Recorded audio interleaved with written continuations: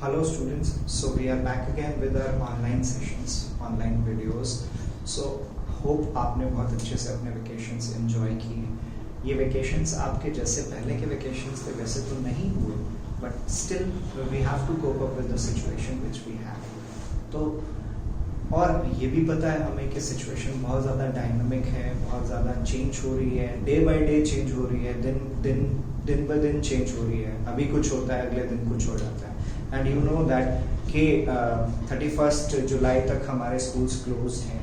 Even you know that कि CBSE के exams जो हैं वो कैंसिल हो चुके हैं and students will be marked on their previous exams जो उन्होंने 3-4 एग्जाम्स दे चुके हैं वो उसके बेसिस पे उनको मार्क्स मिलेंगे। सो सिचुएशन ये भी पता नहीं है अभी हमें कि कब हम स्कूल आ पाएंगे, कब हम ऑफलाइन क्लास हम लोग आपके साथ फिजिकली इंटरैक्ट कर पाएंगे with our physical presence in the class. So अभी situation कुछ पता नहीं, but still we are here to help you with our online videos. Online videos से हम लोग आपको पढ़ाएंगे और हम लोग आपको हेल्प करेंगे। तो आज का सेशन जैसे हम लोग वेकेशन से पहले चैप्टर 2 डिस्कस कर रहे थे बेटा, चैप्टर 2 के अंदर हम आज डिस्कस करने वाले हैं डायमेंशंस के बारे में डिस्कस करेंगे। बहुत इंपॉर्टेंट पार्ट है बहुत इंपॉर्टेंट पार्ट है डायमेंशन। और हम लोग 7 बेसिक फंडामेंटल क्वांटिटीज पढ़ चुके हैं या बेस यूनिट्स पढ़ चुके हैं ना, उनको हम डायमेंशंस के फॉर्म में कैसे लिखते हैं वो हम जानेंगे और कुछ और टॉपिक्स हम लोग डिस्कस करेंगे आगे के। सो डायमेंशंस हमने पढ़ना है। डायमेंशन है क्या? Dimension of a physical quantity is the exponents or powers to which the base physical quantities are raised to represent any physical quantity. कोई भी physical quantity है उसको मैं represent करता हूँ किसके फॉर्म में? In the form of base units या base physical quantities, और उनको मैं powers देता हूँ कुछ, तो वो जो बनेगा वो क्या होगा? That is my dimension. ठीक है, डायमेंशन क्या बताया मैंने आपको? Dimension of a physical quantity is the exponents और powers to which the base quantities are raised to represent a physical quantity. किसी एक फिजिकल क्वांटिटी को रिप्रेजेंट करने के लिए जो बेस क्वांटिटीज की पावर्स रेज करते हैं हम लोग, वो क्या रिप्रेजेंट करेगा? That represents the dimension of the physical quantity. अब एक छोटा सा फिजिकल एक्सरसाइज करेंगे हम लोग। एक टेबल बना रहा हूं मैं आपको जहां पे मैं ये समझाने की कोशिश करूंगा आपको कि if you know the formula for a physical quantity या किसी फिजिकल क्वांटिटी की यूनिट आपको पता है, if you know the unit of a physical quantity या उस फिजिकल क्वांटिटी की फॉर्मूला आपको पता है, तो you can write the dimension of that particular physical quantity. उस फिजिकल क्वांटिटी की आप डायमेंशन बहुत अच्छे से लिख पाएंगे। तो एक बेसिक एक्सरसाइज ये समझाने की कोशिश है कि कहीं पे भी हमें रटना नहीं है। We don't have to mug up anything. हमें सिंपली क्या समझना है कि किसी भी एक फिजिकल क्वांटिटी जो मेजरेबल है उसकी क्या यूनिट है। यूनिट अगर हमें पता चल गई तो हम लोग उसकी डायमेंशन बहुत अच्छे से लिख पाएंगे। तो इसी चीज को हमने ध्यान में रखना है। चलिए बेटा देखते हैं। तो सबसे पहले सीरियल नंबर आ गया, फिर जिस फिजिकल क्वांटिटी की बात कर रहे हैं हम लोग वो आ गई, उसका फॉर्मूला आ गया, फिर उसकी यूनिट आ गई बेटा, और लास्ट में हम डायमेंशन लिखेंगे उसकी। ठीक है बच्चे ना, बारी बारी से पहले छोटी फिजिकल क्वांटिटी फिर आगे बढ़ते जाएंगे। जैसे सबसे पहली फिजिकल क्वांटिटी मैंने लिखी बेटा डिस्टेंस या डिस्प्लेसमेंट। और ये पढ़ा हमने कि जो बेस फिजिकल क्वांटिटीज हैं वो कौन कौन सी हैं? 7 mass, length, time, amount of substance, electric current, ठीक है, टेम्परेचर हो गया और ल्यूमिनस इंटेंसिटी। इनके टर्म्स में हम लोग किसी भी फिजिकल क्वांटिटी को एक्सप्रेस करेंगे। तो डिस्टेंस d लिख दिया हमने, यूनिट क्या हो गई? मीटर हो गई। इसका मतलब क्या? कौन सी बेस क्वांटिटी है यहाँ पे? लेंथ के लिए क्या लिखेंगे बेटा? m0 l t0 और we can simply write it as l। ठीक है बच्चे, ये बात क्लियर है। अब हमेशा क्या ध्यान रखना है आपने, जो भी डायमेंशनल फॉर्मूला लिखते हैं वो हमेशा किसमें होगा? स्क्वायर ब्रैकेट में। It has to be in square bracket. सबसे पहली चीज कि वो क्या होना चाहिए, स्क्वायर ब्रैकेट में होना चाहिए। ठीक है, यहाँ पे मास की कोई टर्म नहीं है, इसलिए m raise to the power 0 हो गया। यहाँ पे टाइम नहीं है तो t raise to the power 0 हो गया बेटा। फिर सेकेंड समझते हैं हम, स्पीड या वेलोसिटी। स्पीड और वेलोसिटी, v क्या पढ़ा हमने, क्या लिख सकते हैं, d bye T, metre per second, metre per second. अब यहाँ पे क्या आ गया, लेंथ आ गया और टाइम आ गया, तो ये क्या हो गया बेटा, m0 l t माइनस 1, और सिंपली क्या लिख सकते हैं, l t minus 1 it is. समझ आ रहा है बेटा ये। नाउ नेक्स्ट एक्सेलरेशन बात कर लेते हैं बेटा। एक्सेलरेशन क्या पढ़ा है हमने, rate of change of velocity. a is equal to क्या हो जाएगा बेटा, v बाय टी, ये आ गया, यूनिट क्या आ गई, मीटर पर सेकेंड स्क्वायर। यहाँ पे भी क्या है, लेंथ और टाइम है, m0 l t माइनस 2, और it is l t minus 2 बेटा। ठीक है, क्लियर। अब एक ऐसी फिजिकल क्वांटिटी लेते हैं जहां पे मास भी इन्वॉल्व हो रहा है। चलिए देख लेते हैं बेटा, डेंसिटी। डेंसिटी रो से रिप्रेजेंट करते हैं generally, mass upon volume, sorry बेटा, केजी पर metre cube.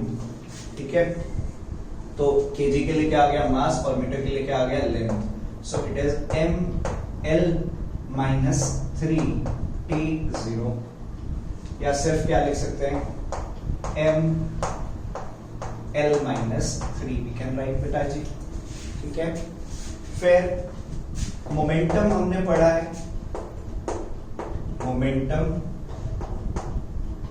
Momentum of a body is mass into velocity. p से रिप्रेजेंट करते हैं बेटा, मास इनटू वेलोसिटी, क्या हो जाएगा, kg metre per second, kg metre per second.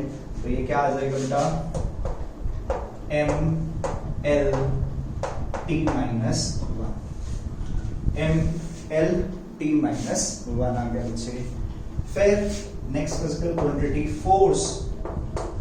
Force क्या हो गया बच्चे, फोर्स क्या पढ़ा है हमने, F is equal to ma, unit क्या होगी, kg metre per second square, kg metre per second square.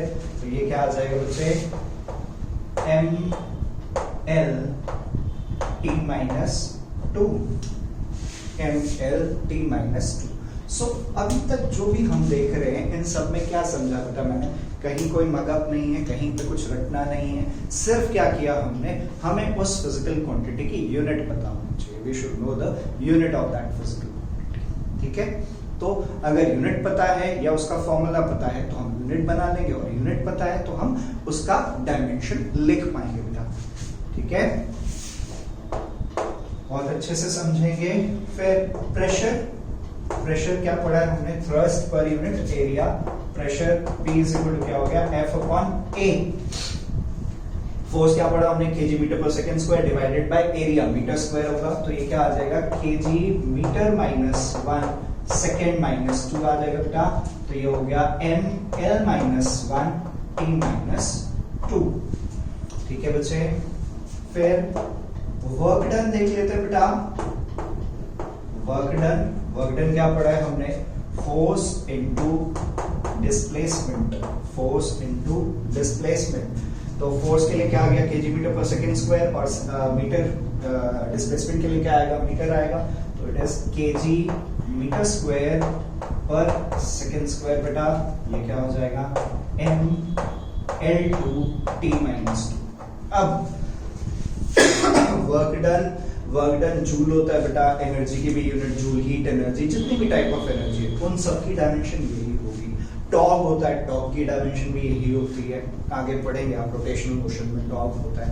तो ये वर्क डन, या जहां पे भी यूनिट जूल आ रही है, जहां पे भी यूनिट जूल आ रही है, एनर्जी की यूनिट हो गई, या जहां पे भी एनर्जी की यूनिट हो गई, वर्क हो गया, एनर्जी, किसी भी टाइप ऑफ एनर्जी, वहां पे क्या हो जाएगा, ml2 t माइनस 2 हो जाएगा बेटा। ठीक है, क्लियर। फिर नेक्स्ट देखते हैं बेटा पावर। पावर क्या पढ़ा है हमने? Work done per unit time. Work done को किससे डिवाइड कर दिया? टाइम से। तो क्या आ गया?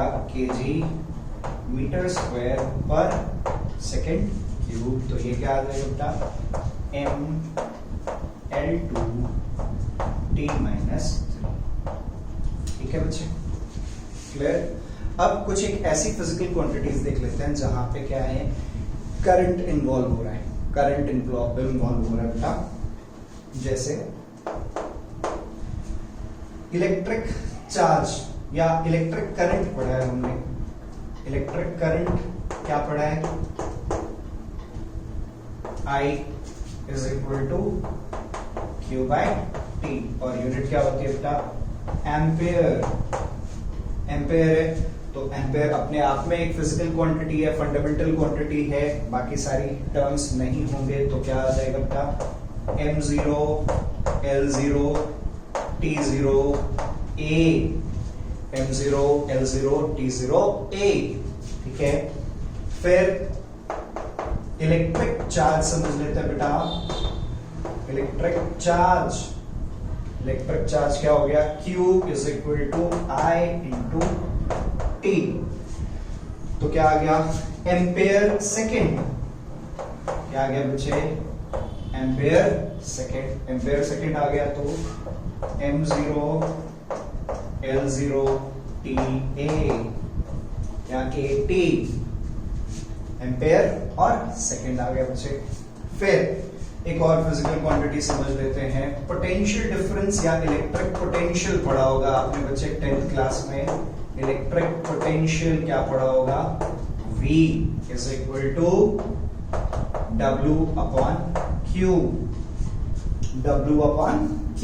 अब यहां पे क्या समझ रहे हैं, देख रहे हैं हम कि अगर कोई दो फिजिकल क्वांटिटीज अलग अलग, जैसे इस फॉर्मूले में क्या वर्क डन भी है और चार्ज भी है, तो अगर दो फिजिकल क्वांटिटीज डिवाइड हो रही हैं तो उनकी यूनिट्स भी डिवाइड हो रही हैं या उनकी डायमेंशंस भी डिवाइड हो रही हैं। अगर कोई दो फिजिकल क्वांटिटीज है वो मल्टीप्लाई हो रही हैं तो वो उनकी डायमेंशंस या यूनिट्स भी मल्टीप्लाई हो रही हैं। ये बेसिक चीज हमें ध्यान रखनी है, आगे जब भी हम क्वेश्चंस करेंगे या डायमेंशनल एनालिसिस है उसमें डिस्कस करेंगे।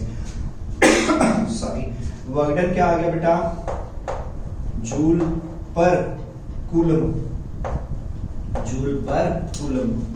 अब जूल के लिए पढ़ा हमने, वर्क डन के लिए क्या पढ़ा? ml2t माइनस 2 और ml2t माइनस 2 अपॉन कूलम के लिए, कूलम क्या हो गया? Ampere into second. Ampere into second is coulomb. तो AT A इंटू T। इसको सिंप्लीफाई करेंगे तो क्या हो जाएगा बेटा? इधर लिख दिया, मैं नीचे लिख रहा हूं ml2 t minus 3 a minus 1। यहां जाएगा। Is that thing clear? तो बेसिकली इस एक्सरसाइज से ये जो मैंने आपको टेबल बना के दिया, इसमें मैंने आपको ये समझाने की कोशिश की कि किसी भी फिजिकल क्वांटिटी की डायमेंशन को रटने की जरूरत नहीं है। If you know the formula for that physical quantity या उस फिजिकल क्वांटिटी की यूनिट आपको पता है तो आप उस डायमेंशन को इजीली लिख पाएंगे या उस फिजिकल क्वांटिटी की डायमेंशन को आप इजीली लिख पाएंगे। ठीक है बच्चे? तो ये तो स्टार्टिंग बेसिक स्टेप हो गया। अब आपकी बुक में बैक में बिल्कुल फर्स्ट पार्ट के बैक में अपेंडिसेस है, वहां पे ऑलमोस्ट 94 डायमेंशंस हैं। तो वहां पे डिफरेंट फिजिकल क्वांटिटीज हैं जो फिजिक्स के अंदर यूज की जाती हैं, जो आप 11th में भी यूज करेंगे और 12th में भी यूज करेंगे। तो आप उनकी यूनिट लिख पाएंगे, उनकी यूनिट वहां पे देख पाएंगे और उनकी डायमेंशंस भी देख पाएंगे। उसको आपने नोटबुक में नोट करना है। You have to note that in your notebook. Properly notebook में आपने नोट करना है वो पूरा का पूरा। ये तो करेंगे साथ के साथ वो भी आपने कंप्लीटली नोट करना है। ठीक है? सो इस तरह से हमने समझा कि कैसे किसी एक फिजिकल क्वांटिटी की डायमेंशन कैसे लिखी जाएगी और डायमेंशन क्या होगी। अब आगे पढ़ेंगे हम लोग कि डायमेंशनल एनालिसिस का यूसेज क्या है या डायमेंशंस जब पढ़ते हैं तो क्या क्या चीजें हमें ध्यान रखनी है, और प्रिंसिपल ऑफ होमोजेनिटी की बात करेंगे हम लोग और डायमेंशन एनालिसिस के एप्लीकेशंस की बात करेंगे। तो चलिए देखते हैं बेटा। सबसे पहले तो एक तो आप क्या करेंगे, डायमेंशन की डेफिनेशन आपकी एनसीईआरटी में है, वहां से लेंगे आप, और ये जो मैंने आपको बताया टेबल ये लिखना है, और अपेंडाइज वाला टेबल आपने अच्छे से लिखना है बेटा, ठीक है। चलिए अब आगे समझते हैं। अब बात करेंगे हम लोग डायमेंशनल इक्वेशन।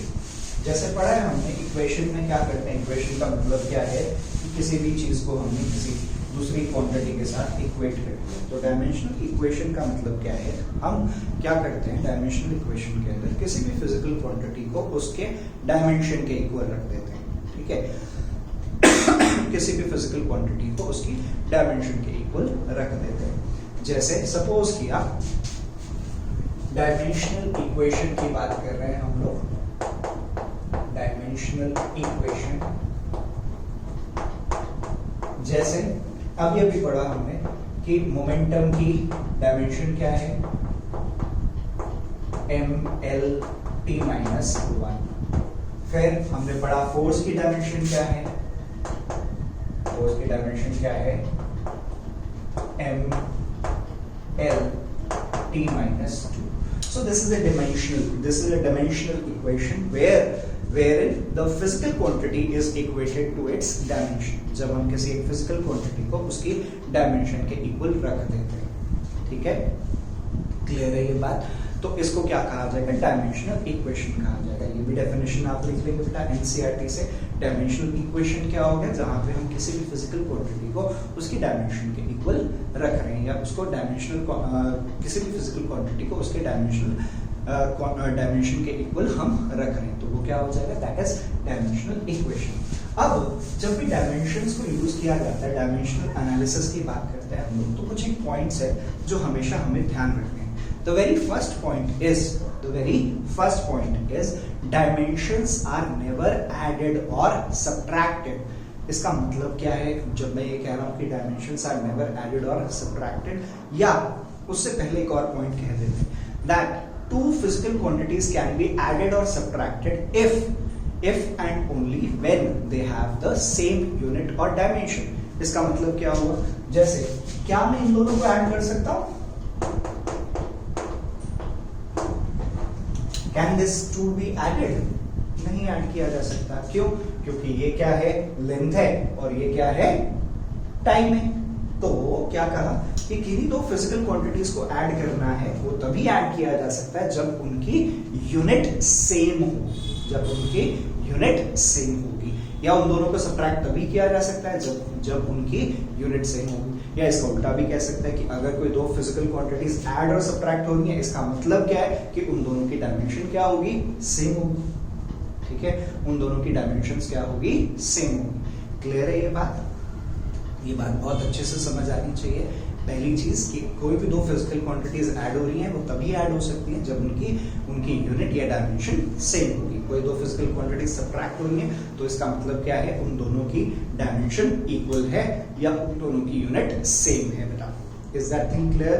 फिर अब जैसे ये नहीं हो सकता था, लेकिन ये हो सकता है 10 सेकेंड प्लस 20 सेकेंड, ठीक है, क्लियर है ये बात, ठीक है ना। अब अगला पॉइंट है कि डायमेंशंस आर नेवर एडेड और subtracted. Dimensions are never added और सब्ट्रैक्टेड का मतलब क्या हो गया, कहीं पे अगर है L plus L, that will not B 2L, वो 2L नहीं होगा, उसको क्या लिखेंगे, L plus L is L itself, ठीक है। आप किसी लेंथ को लेंथ के साथ ऐड करेंगे तो वो आपको लेंथ ही देगा, वो क्या देगा, ट्वाइस ऑफ लेंथ नहीं देगा। ये बात क्लियर है? That means dimensions are never added और सब्ट्रैक्टेड। ऐसे ही अगर मैं कह रहा हूं L minus L will not be 0, L minus L क्या होगा बेटा, L माइनस L होगा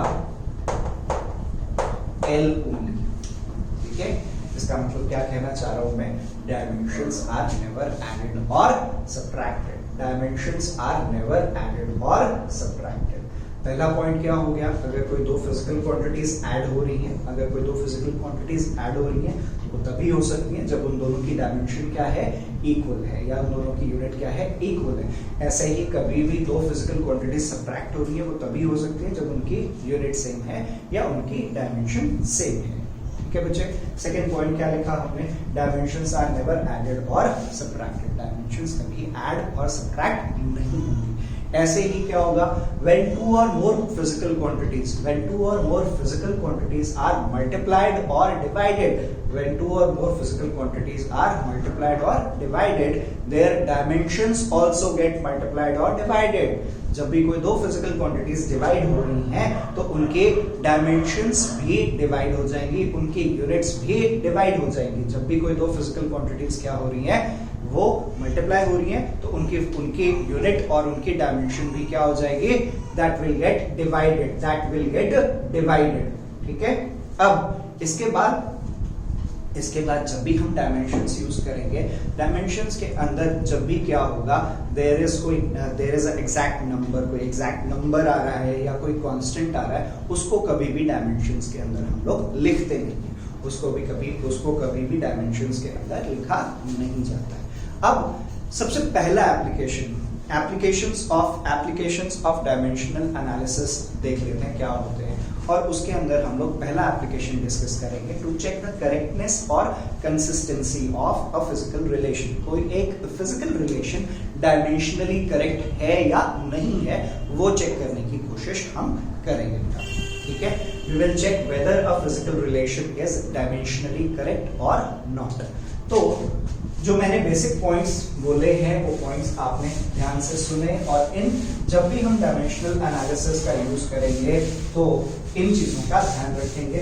बार बार कह रहा हूं मैं, दोबारा बता देता हूं मैं, आप इन पॉइंट्स को लिखेंगे भी बेटा नोटबुक में। पहला पॉइंट क्या था, if two or more physical quantities are added, that means they will have same unit और dimension। अगर दो या दो से ज्यादा फिजिकल क्वांटिटीज ऐड हो रही हैं या सब्ट्रैक्ट हो रही हैं, वो तभी हो सकता है जब उनकी यूनिट या डायमेंशन सेम होगी। दूसरा पॉइंट क्या कहा मैंने कि डायमेंशंस आर नेवर एडेड और सब्ट्रैक्टेड, डायमेंशंस कभी ऐड या सब्ट्रैक्ट नहीं होंगी। फिर हमने कहा कि if two or more physical quantities are multiplied or divided, तो उनकी डायमेंशन भी मल्टीप्लाई डिवाइड हो जाएगी। ठीक है, और फिर हमने ये भी कहा कि if there are certain numbers, अगर कोई नंबर्स हैं कहीं पे किसी एक रिलेशन के अंदर, एग्जैक्ट नंबर्स हैं या कांस्टेंट्स हैं, वो डायमेंशंस के अंदर नहीं आते। ठीक है बेटा, इन बेसिक चीजों का हम लोग ध्यान रखेंगे। तो एप्लीकेशंस डिस्कस कर रहे थे, एप्लीकेशंस ऑफ डायमेंशनल एनालिसिस,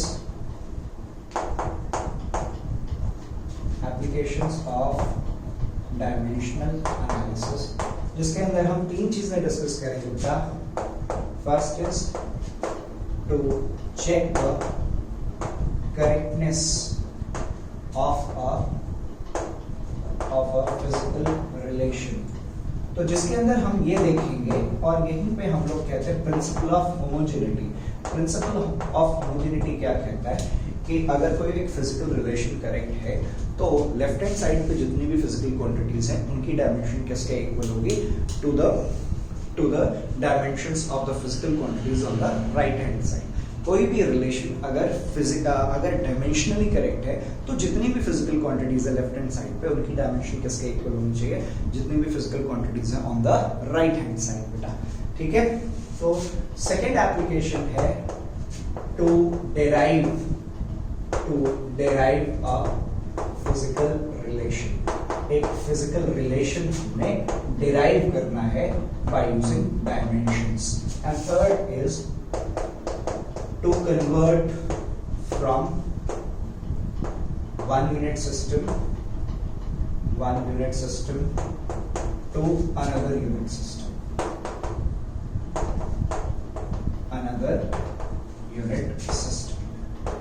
ठीक है बेटा, क्लियर है ये बात? हमें क्या करना है, किसी एक यूनिट सिस्टम से दूसरे यूनिट सिस्टम में जाना है। तो सबसे पहला वाला पार्ट हम लोग डिस्कस करेंगे to check the correctness of physical relation. Equations of motions बच्चे आपने पढ़ी है, तो उन इक्वेशंस ऑफ मोशंस को हम लोग क्या कर रहे हैं, डायमेंशनली वेरीफाई कर रहे हैं।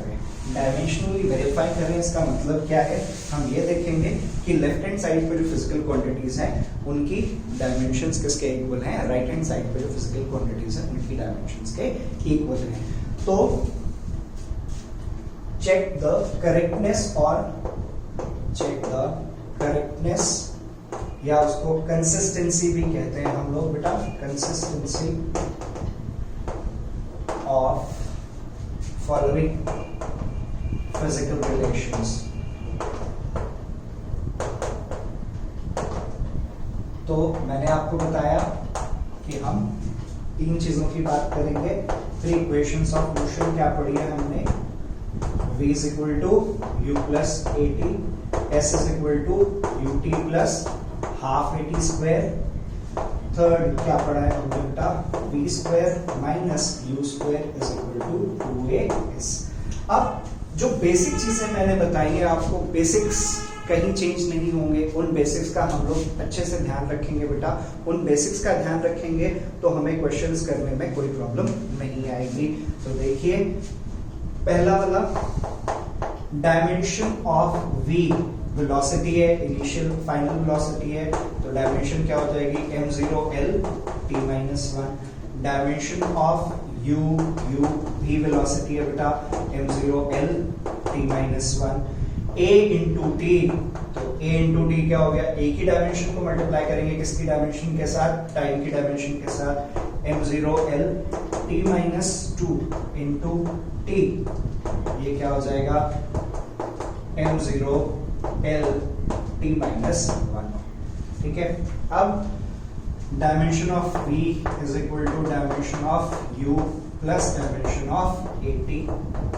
डायमेंशन रख लीजिए बेटा, m0l t-1 is equal to m0l t-1 plus m0l t-1। अभी भी पढ़ा था हमने, दो इक्वल डायमेंशंस अगर ऐड हो रही हैं तो उन दोनों को सिंपली सिंगल डायमेंशन के फॉर्म में लिखेंगे। तो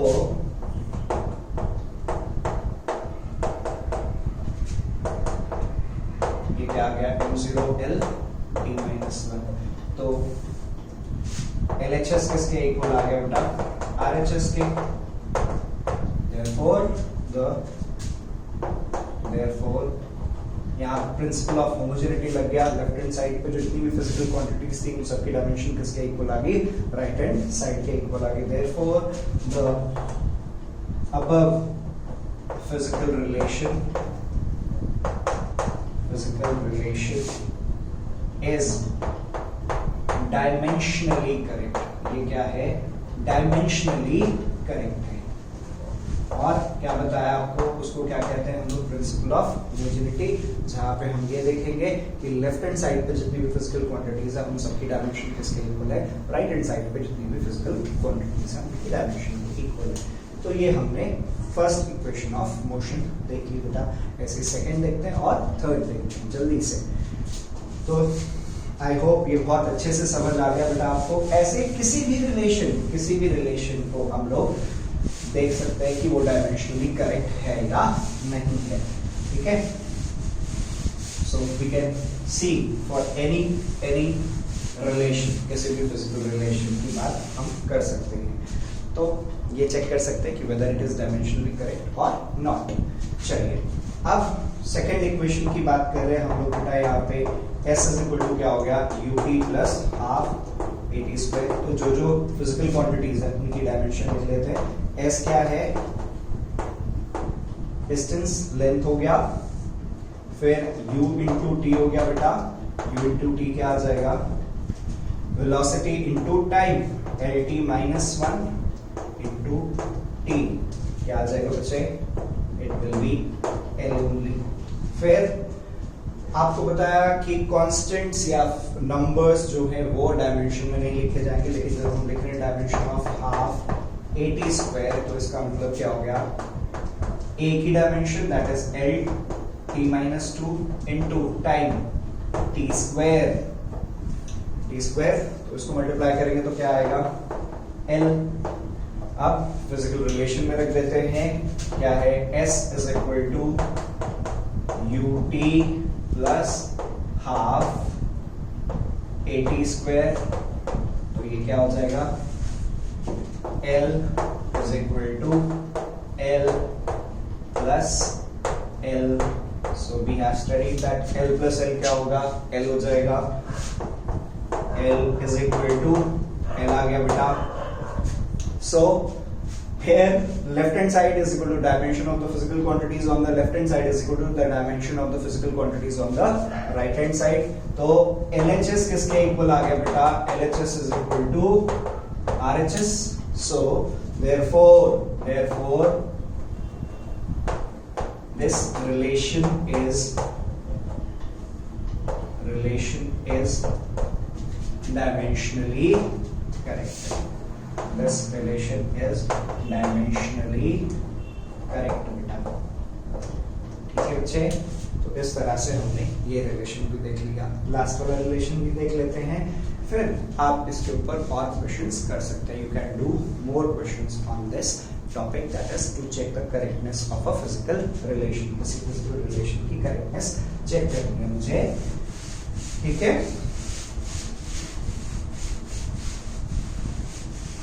तो ये सारा आपको नोट्स के फॉर्म में बनाना है बेटा, और इसके ऊपर और क्वेश्चंस करने हैं हमने, ठीक है बच्चे।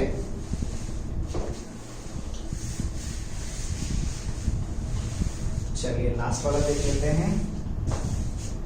एनसीईआरटी में भी है, 2 एग्जांपल्स हैं इस तरह के, वो कर सकते हैं, और डिफरेंट बुक से क्वेश्चंस देख सकते हैं आप। थर्ड इक्वेशन देख लेते हैं बेटा, v square minus u square is equal to 2s v का स्क्वायर, v क्या हो गया एल टी माइनस 1, इसका स्क्वायर करना है तो ये क्या हो जाएगा L2 t minus 2 u square that is L T minus 1 का whole square L square t minus 2, फिर क्या बचे 2as, a की 2 नहीं आएगा, a क्या आ गया L t माइनस 2, s क्या है लेंथ L 2 t माइनस 2 बेटा। So v square minus u square is equal to 2as, dimension of v square dimension of u square रख देंगे बच्चे, L2 t minus 2 minus L2 t minus 2 is equal to L2 t minus 2, ठीक है बच्चे। तो ये आ गया बच्चे, इन दोनों को सेम ही लिखेंगे, L2 t minus 2 is equal to L2 t minus 2। So LHS is equal to RHS, therefore this physical relation is dimensionally correct, ठीक है बेटा। तो जो बेसिक चीजें बताई हैं मैंने आपको, उन चीजों का ध्यान रखते हुए हम इस तरह के क्वेश्चंस, उन चीजों को ध्यान रखते हुए हम लोग इस तरह के बेसिक क्वेश्चंस कर सकते हैं, ठीक है। तो अब आपका होमवर्क क्या है, आपने डायमेंशंस जो बताया मैंने आपको उनको लिखना है, जो अपेंडिक्सिस के बुक के बाद में है, अपेंडिसिस में उसमें है, उनको लिखना है आपने। फिर उसके बाद जैसे मैंने आपको बताया, पॉइंट्स बताए, जो पॉइंट्स डिस्कस किए वो पॉइंट्स लिखने हैं, और इसके ऊपर फर्स्ट एप्लीकेशन के ऊपर to check the correctness of a physical relation, वो आपको देखना है, ठीक है। थैंक यू सो मच बेटा।